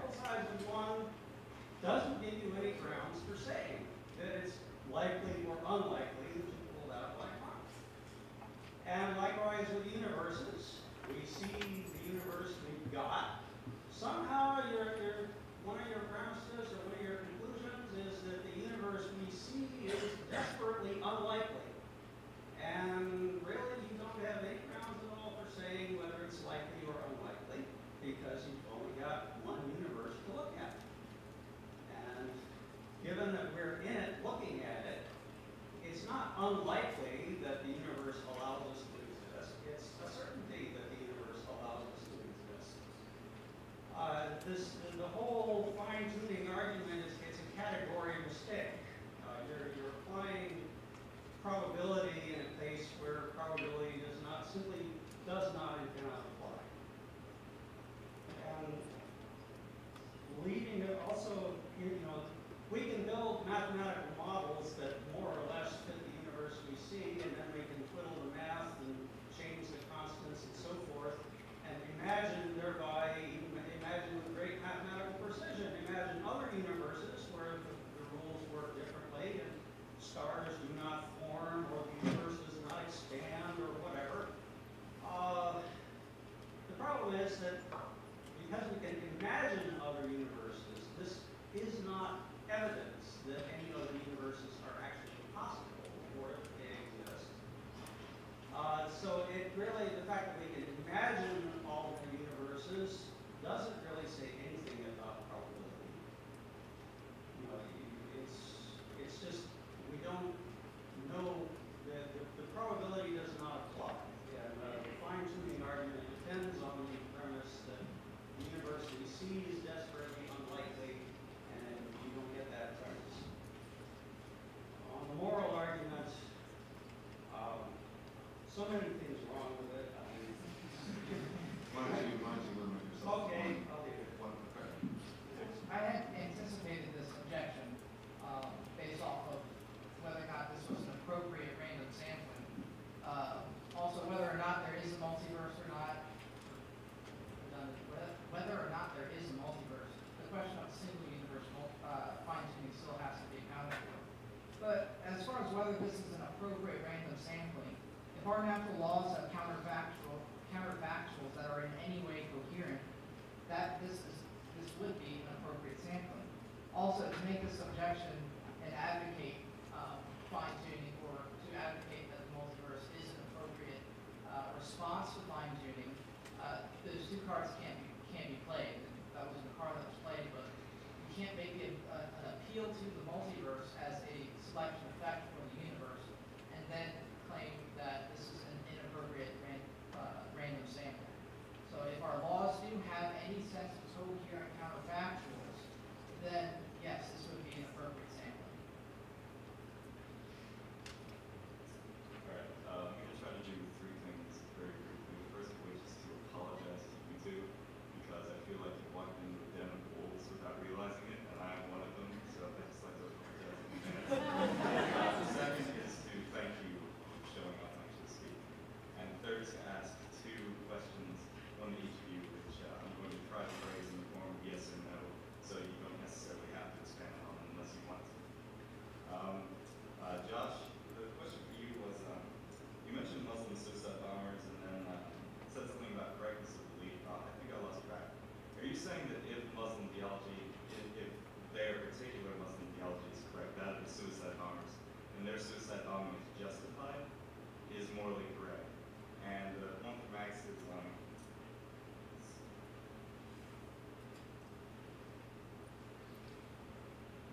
going to look really stupid if I can't remember yours. You mentioned something in your moral argument during your first session about speciesism. It would arise in speciesism. My question is that within the moral landscape, I'd like you to imagine two possible scenarios. One is a eventual civilization where human society is maximized, is morally perfect, and another where it is also morally perfect, but there are elephants. And I'd like to ask you which one is better for the human condition. Is the one with elephants better? Yes or no? I'm not quite sure I understand the question. So Sam Harrison's book defines morality as human well-being. Is that correct? My question for you is, then, are humans better off in a society where morality is defined in the interaction between humans themselves as maximized, but with animal and other forms of life added to it? I'm asking you if that universe is morally better if you define morality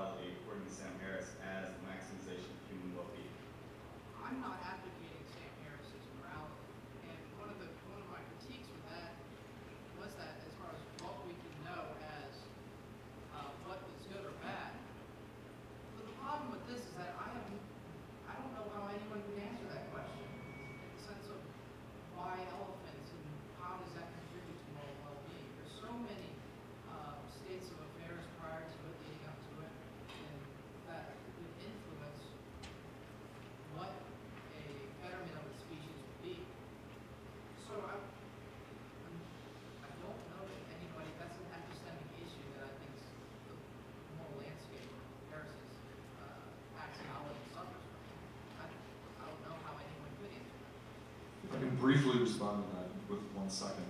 I think what Harris would say in his defense is that we would answer any other scientific question that's contingent upon the evidence that is available to us at the present time.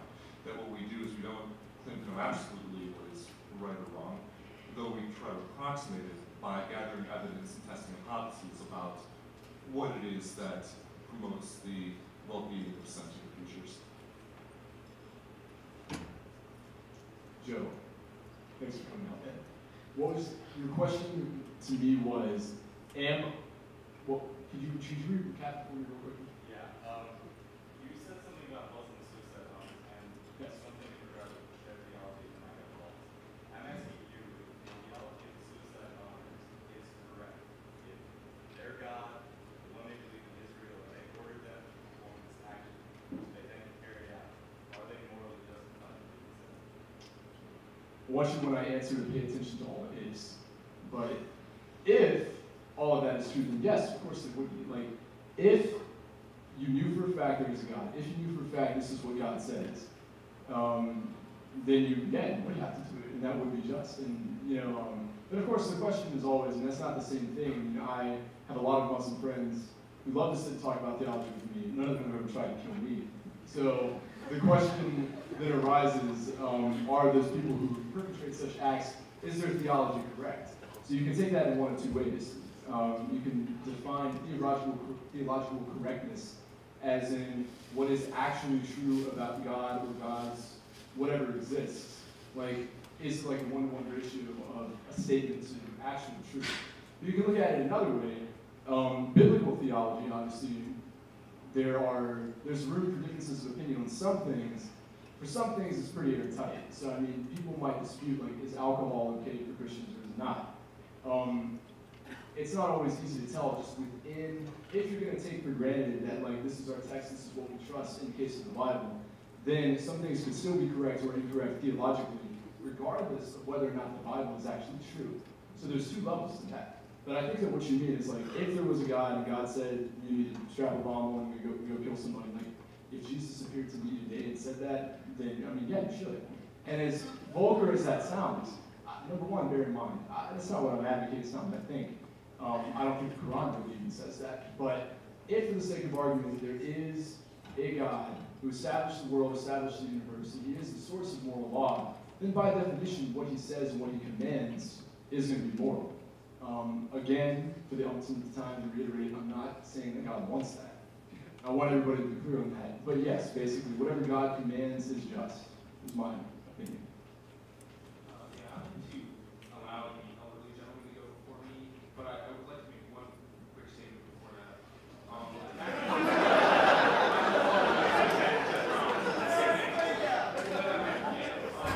fact that you might rationalize suicide bombing in any case is proof in case of the dangerousness of belief. See me.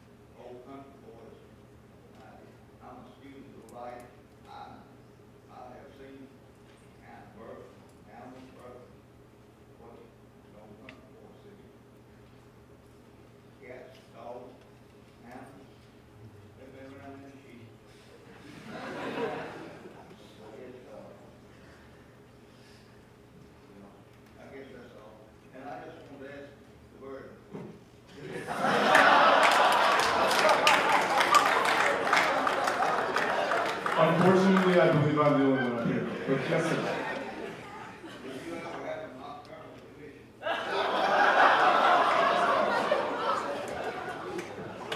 With respect, sir, does it pertain to the question of whether or not there's a God? I think we can probably roll back the question.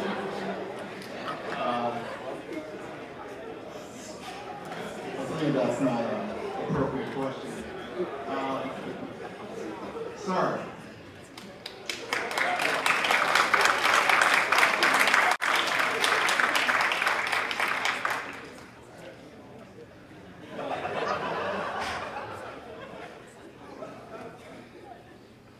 Well, I'd like to say, first of all, that I wish more theists were like you, that is intelligent and accepting of other people's beliefs. But the reality is that that is not the case in the world and in this country. You said, Joshua, that you don't believe that atheists can be moral, as in you believe that atheists can be moral. But numerous studies have shown that the general American population regards atheists as less trustworthy than rapists and criminals. So that is kind of view held by the majority of theists. I would contend that both of you are a minority in the majority, and that you should keep that in mind when making claims and debates such as this.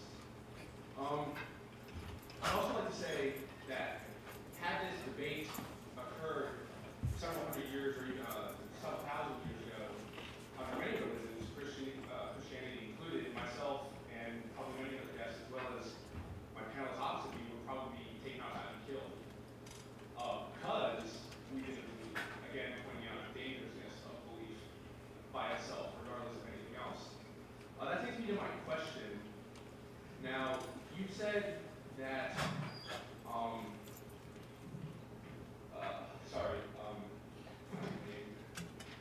Max. You said that there has to be a sort of definitive morality, something that is wholly moral. Many theists, many Christians, I should say, specifically use the Bible as that. Now, the Bible, in addition to many other moral teachings, says about women multiple times that, in effect, that their worth is for linked to their virginity, and as was alluded to, raping takes away that virginity, and they become useless, and that is why, among other things, the rapists are forced to marry them so that they do not become alone and destitute.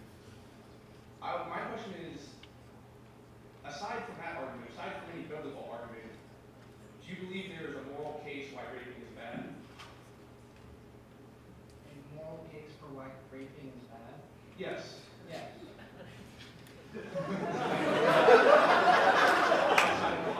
Outside of the body? Yes. Well, yes, the way that I constructed the moral argument is that I granted that there were a lot of natural ways that we can account for morality, and I, defending the first premise of moral realism, said that one ought not to rape and murder. Aside from the biblical issues, those are questions about inerrancy.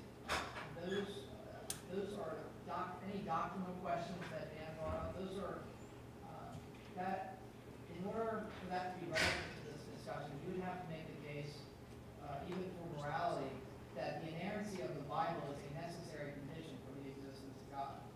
And so, questions about inerrancy, what God had commanded in the Bible, those are secondary. It's not any relevant to the existence of God. But yeah, I think it's a moral intuition that rape is wrong. Well, then I wish you would tell more people, because people keep telling me that I can't have morals because I'm an atheist. So. No, I think that's one of the cases for the natural order of our cognitive and effective intersubjective moral agreements. And so again, I completely agree. I just wish more Americans also knew.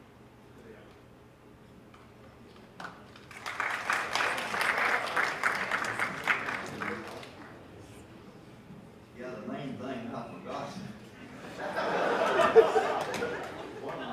The environment controls everything in life. When you change the environment, you change life. Well, if it changes too quickly, life cannot change. The dinosaurs changed so quickly, I don't know how long it took them to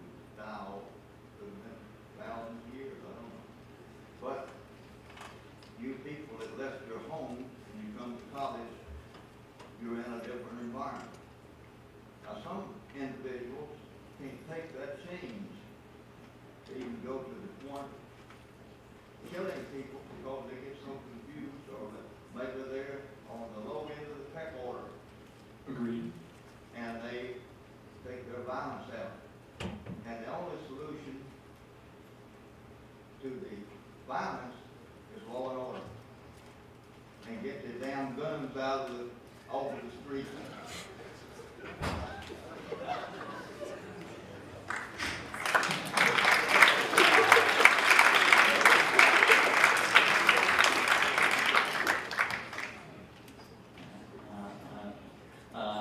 Joshua is my teacher, English teacher, so I have that language. So first I can answer for your question about earthquakes. Some people or a lot of people die. This is I am geoscientist or interested in geosciences. There is in our science there is earthquake belt, and this is nature. Like for example, if there volcano, you can't building your home on the top of volcano.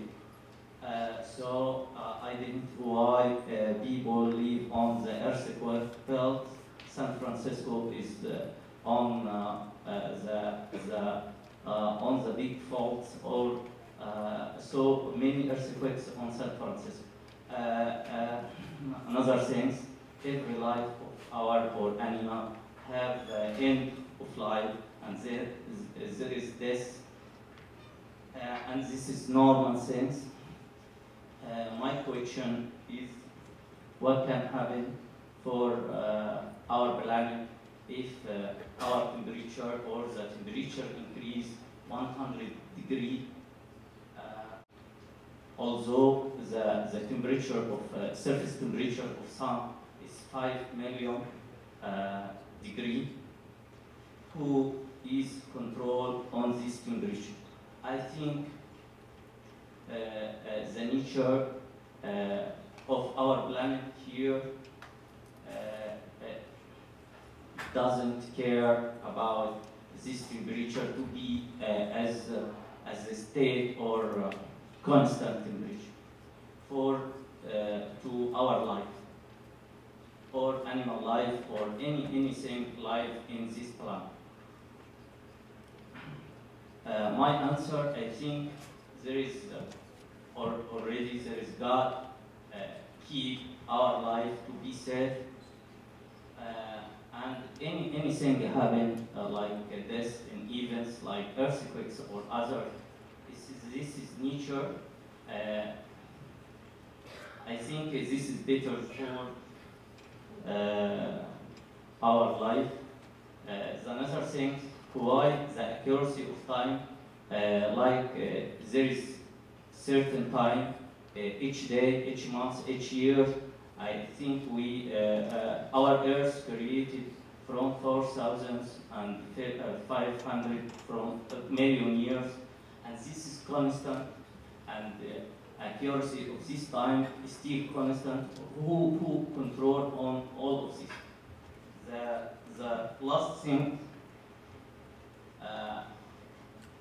I can ask anyone here why he exists on the earth, why we all are live in our religion, because I am Muslim. There is some things to live it or created, or and we are believe about revolution and the creation. These two things happen in or believe in our religion. And thank you. I can yeah. Thank you for the thank you.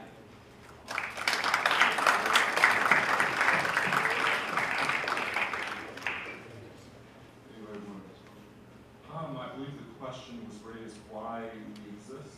I'm not sure that this answers the question, but I'm here today because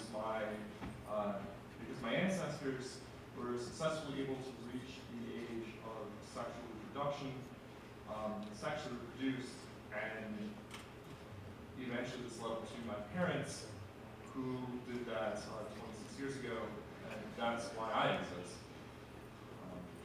Presumably that's why most of us exist. Yes. So it seems like you started out, unfortunately I walked in on those half of your argument, but you're trying to see where the evidence is going to point. I'm guessing you're flying on the side that the evidence is all going towards the idea that there's a God. I kind of want to just raise a question. Should we include the inerrancy, like the inaccuracy of our own knowledge expedition? Obviously, religion is nestled inside of our infancy as a species, and it's one of our first attempts at explaining anything. Unfortunately, it's kind of lasted long enough to still be here. But can we include that into the parsimony that we're trying to get at? Like, so yes, we have a multiverse. Yes, we have all these different ideas of what the other physical constants might be. But why aren't we also then putting under the microscope where the very idea that God came from originated? Why aren't we looking at the fact that gods began in our ignorance, in our infancy, and that was the only place that we've ever had them constructed since. We have never had a science to produce a god. It's only ever been in our ignorance that we've made one. I think that God has made, as a Christian, I believe that there's been revelation through the existence of Jesus of Nazareth, and his resurrection affirms his divinity. That's the case that we've not been made, but it's a contradiction. Sure, we can discuss it. But we're not using a God over gaps argument here, and we're not using God as a scientific hypothesis. We are arriving at the same conclusions, and I'd be more than happy to settle with the same scientific conclusions that these gentlemen are wrestling to, but we're just asking metaphysical questions that follow. Why? Why is this here? How does it work?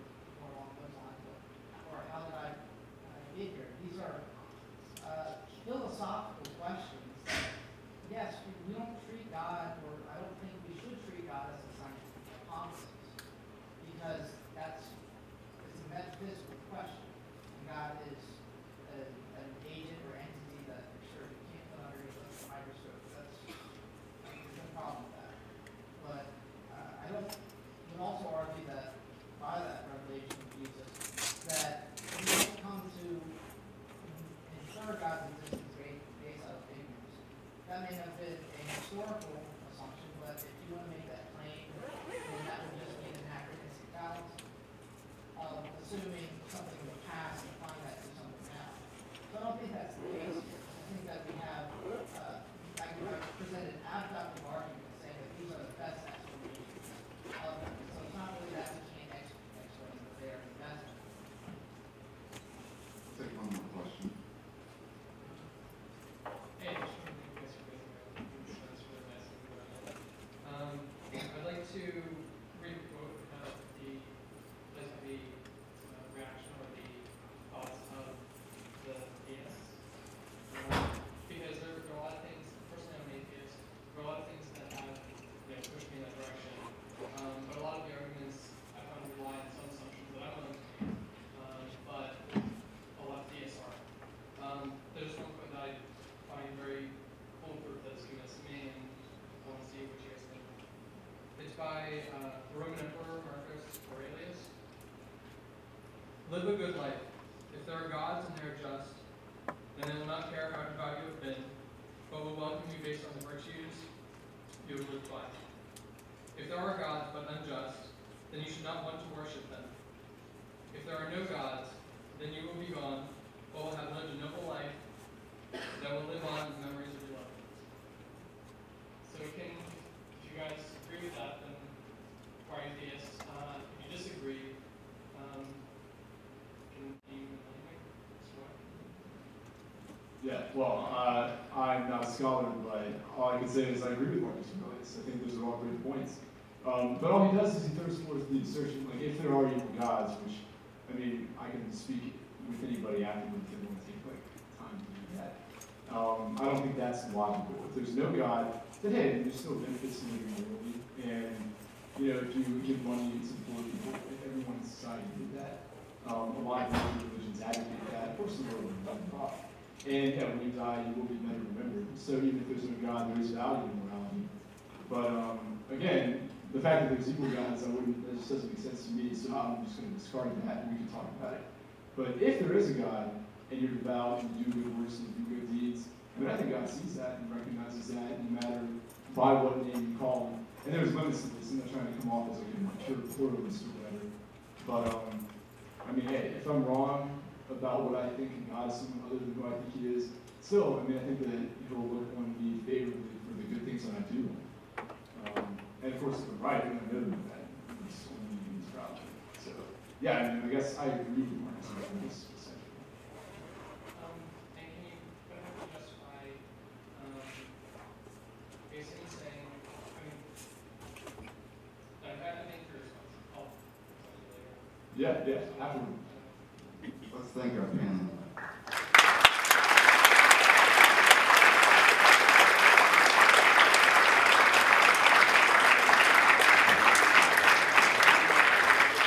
Thanks again for